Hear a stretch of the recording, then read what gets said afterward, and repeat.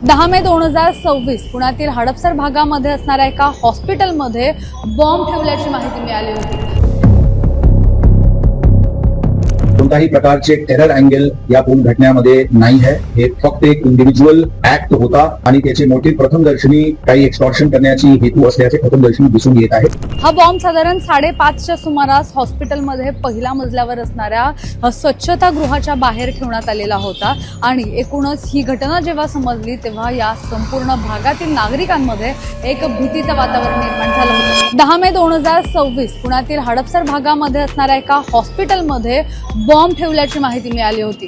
हा बॉम्ब साधारण 5:30च्या सुमारास हॉस्पिटलमध्ये पहिल्या मजल्यावर असणाऱ्या स्वच्छतागृहाच्या बाहेर ठेवण्यात आलेला होता आणि एकूणच ही घटना जेव्हा समजली तेव्हा या संपूर्ण भागातील नागरिकांमध्ये एक भीतीचं वातावरण निर्माण झालं होतं।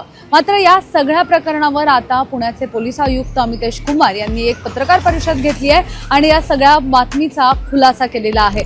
हडपसरचे हॉस्पिटल केसमध्ये आरोपी सीसीटीव्ही फुटेजेस आणि इतर टेक्निकल इन्व्हेस्टिगेशन अनुषंगाने काल जे बाबी समोर आली होती ते आरोपी आयडेंटिफाय करण्यात आला होता। आरोपीचे काल जे घर आहे आणि त्याचे दुकान आहे तिथे झडती घेण्यात आली होती आणि ते झडतीमध्ये जे डिजिटल क्लॉक होता त्याचे केस जे होता ते त्यांच्या घरात सापडला होता, म्हणून आरोपी कन्फर्म्ड आहे अशी खात्री झाली होती। टेक्निकल अनालिसिस इन्व्हेस्टिगेशनच्या आधारावर आरोपी एक ट्रेननी नागपूरच्या दिशेने पळालेली आहे अशा प्रकारची बातमी समोर आली होती। अकोला पोलीस यांच्याशी संपर्क करून त्यांना मुर्तिजापूर परिसरात इंटरसेप्ट करण्याची प्रयत्न करण्यात आली, परंतु तसे न होता शेवटी त्यांना नागपूरच्या रेल्वे स्टेशनला त्यांना एटीएसची पथकनी त्यांना ताब्यात घेतलेले आहे। त्यांना आरोपीला पुण्या येथे आणण्याची प्रक्रिया सुरू आहे। मला वाटते आज रात्रीपर्यंत ते बहुतेक पुण्यात पोहोचते। तपास आता यामध्ये कोणत्याही प्रकारचे टेरर अँगल या पूर्ण घटनेमध्ये नाही है। हे फक्त एक इंडिव्हिज्युअल ऍक्ट होता आणि त्याचे मोटिव्ह प्रथमदर्शनी काही एक्सटॉर्शन करण्याची हेतू असल्याचे प्रथमदर्शनी दिसून येत आहे, परंतु तपास सध्या प्राथमिक स्टेजवर आहे। पूर्ण तपास झाल्यानंतर आपल्याला वेळोवेळी अपडेट देण्यात येईल। प्रथमदर्शनी तपासमध्ये या डिव्हाइस जे होता त्यामध्ये एक्सप्लोसिव्ह कंटेंट पण नव्हता अशा प्रकारचे प्राथमिक दृष्टीने समजते, परंतु ते शेवटी फॉरेन्सिक रिपोर्ट डिटेल आल्यानंतरच आपल्याला डिटेल कळेल। आरोपी जे आहे त्याचे कोणताही पूर्व इतिहास क्राईम रेकॉर्ड अभिलेखवर दिसून येत नाही, परंतु इतर बाकी जे काही ठिकाण आहे तिथे त्याची झडती घेण्याची प्रक्रिया इतर सुरू आहे। आरोपी या सगळ्यामध्ये जी माहिती दिलेली आहे त्यानुसार हा जो राठोड नावाचा आरोपी आहे तर त्याला काही आजार होता आणि आजार असल्यामुळे त्याने उपचारासाठी त्या हॉस्पिटलमध्ये तो गेला होता। मात्र हॉस्पिटलचे जे डॉक्टर आहेत तर त्यांच्याकडून त्याला काही जास्तची रक्कम सांगण्यात आली होती उपचारासाठी आणि ती रक्कम त्याच्याकडे नव्हती, म्हणूनच त्या तिथले जे हॉस्पिटल प्रशासन आहे तर त्यांना कुठेतरी ब्लॅकमेल करण्यासाठी त्याने हा सगळा बनाव रचला होता असं पोलिसांकडून सांगण्यात आलेलं आहे।